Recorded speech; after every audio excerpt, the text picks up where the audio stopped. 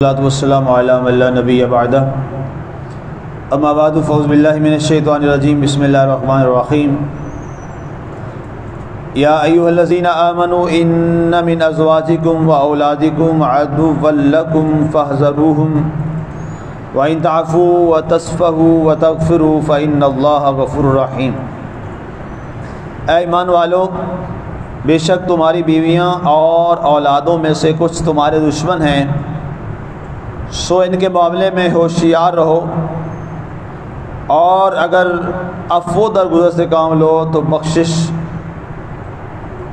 یقیناً اللہ تعالیٰ معاف کرنے والا بہت مہربان ہے۔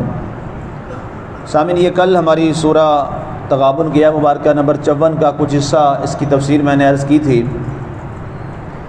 اس کا بقیہ حصہ انشاءاللہ آج اس کو مکمل کرنے کی کوشش کریں گے۔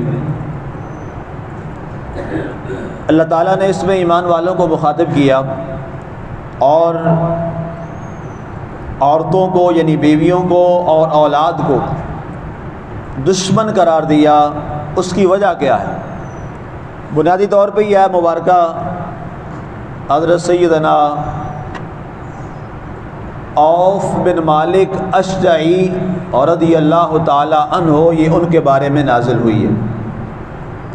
حضرت عوف بن مالک رضی اللہ تعالیٰ عنہ جب بھی جہاد کی تیاری کرتے اور جہاد کے لیے جانا چاہتے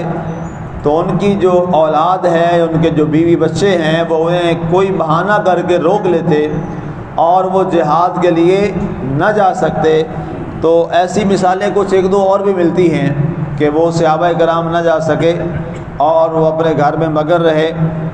تو بہرحال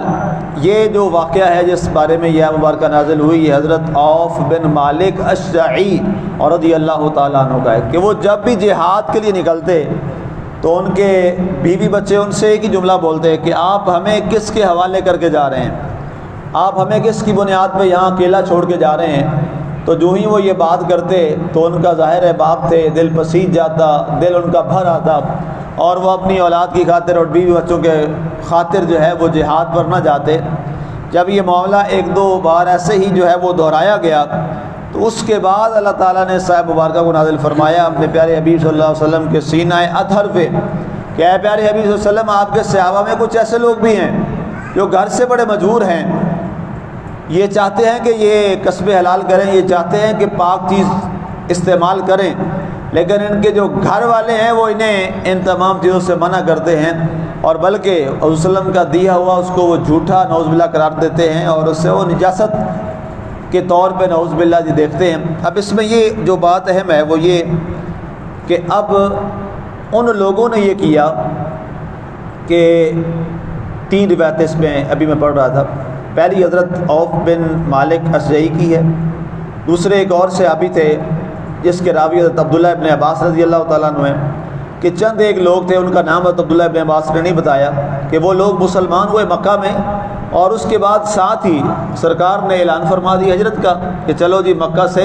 مدینہ کی جانب ہجرت کر جاؤ۔ تو انہوں نے کہا کہ ٹھیک ہے جی ہم ہجرت کے لیے نکلتے ہیں۔ تو ان کی بیویوں نے یہ کہا کہ کیا فائدہ ہوا تمہیں اسلام لانے کا کہ ابھی تم پھر اپنے گھر کو چھوڑ کر تم مدینہ کے لیے جا رہے ہو، نہ وہاں گھر ہے، نہ رہائش ہے، نہ کاروبار ہے، نہ کوئی معاملات ہیں۔ جس کے بعد وہ لوگ رک گئے اور ٹھہر گئے، ان کا جی تمہاری بات درست ہے، ہم نہیں جاتے۔ اور ایک اور واقعہ اسی طرح کا ملتا ہے، وہ جہاد کے حوالہ سے ہے کہ وہ جب بھی کبھی حضور صلی اللہ علیہ وسلم کے حوالہ سے کہیں جانے کا ارادہ کرتے تو ان کی جو بیوی ہے انہیں ہر دفعہ روک لیتی۔ تو اس حوالہ سے اللہ تعالیٰ نے یہ آیت مبارکہ نازل فرمائی، یا ایھا الذین آمنوا، اے ایمان والو، ان من ازواجکم و اولادکم عدوا لکم، بے شک تمہاری اولاد اور تمہاری بیویاں تمہاری دشمن ہیں۔ اب انہیں دشمن اس بنیاد پہ کہا گیا، انہیں دشمن اس لیے ڈکلیئر کیا گیا کہ انہوں نے اپنے خامدوں کو اللہ کی راہ میں جانے سے روکا، اللہ کی راہ میں جہاد کرنے سے روکا۔ اور حضرت عوف بن مالک اشجعی رضی اللہ تعالیٰ تو بہت بڑے صحابہ میں ان کا نام آتا ہے۔ تو جب ان کو روکا گیا، ان کی بیوی اور ان کے بچوں نے انہیں روک لیا اور وہ جہاد میں واقعتاً شریک نہ ہو سکے، تو اس پہ اللہ نے فرمایا کہ اے نبی کے صحابہ، تمہارے لیے تمہاری بیویاں، بعض تمہاری بیویاں اور بعض تمہاری اولادیں تمہارے لیے آزمائش اور فتنہ ہیں، اور تمہیں یہ حکم دیا جا رہا ہے فاحذروہم، ان سے بچ جاؤ، ان سے دور ہو جاؤ، ان سے الگ ہو جاؤ۔ وَإِن تَعْفُوا وَتَصْفَحُوا، اگر فرمایا درگزر کرو اور معاف کر دو، وَتَغْفِرُوا، اور عفو درگزر کرنے کے بعد انہیں بخش دو،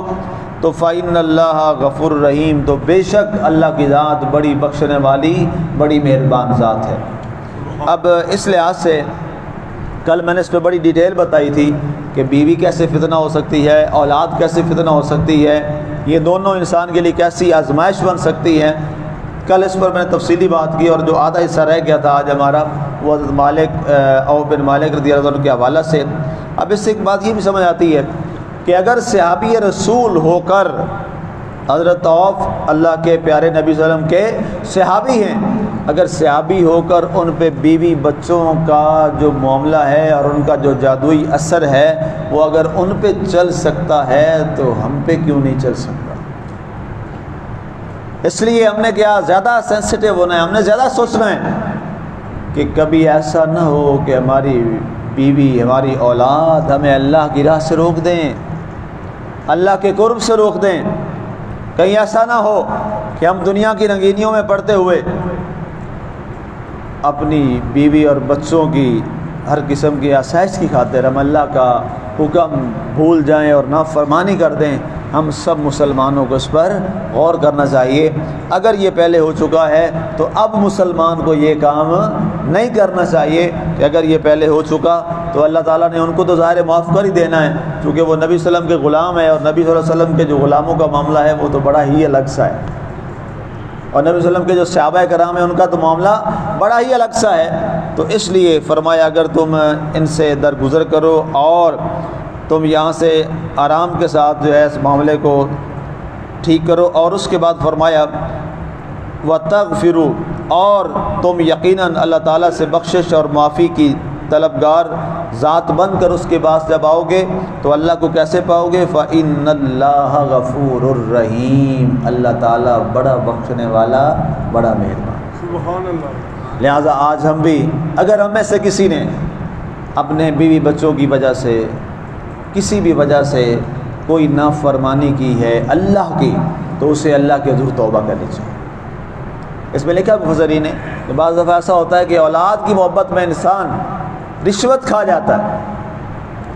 اولاد کی محبت میں انسان حرام کا فرق چھوڑ دیتا ہے، حلال و حرام کا فرق چھوڑ دیتا ہے، اولاد کی محبت میں وہ نا انصافی پہ اتر آتا ہے، اولاد کی محبت میں وہ کسی سے ناجائز زیادتی بھی کر لیتا ہے اولاد کی محبت میں۔ فرمایا اگر کبھی ایسا ہو جائے تو یہ تم نے بہت بڑی زیادتی کی ہے، اس لیے ہر لمحہ اللہ کی بارگاہ میں اپنے آپ کو زیادتی سے محفوظ رکھو۔ اگلی جو ہے مبارکہ ہے وہ بالکل اسی موضوع کے ساتھ ریلیونٹ، اس پر انشاءاللہ کل بات کریں گے۔ وما علینا الا البلاغ۔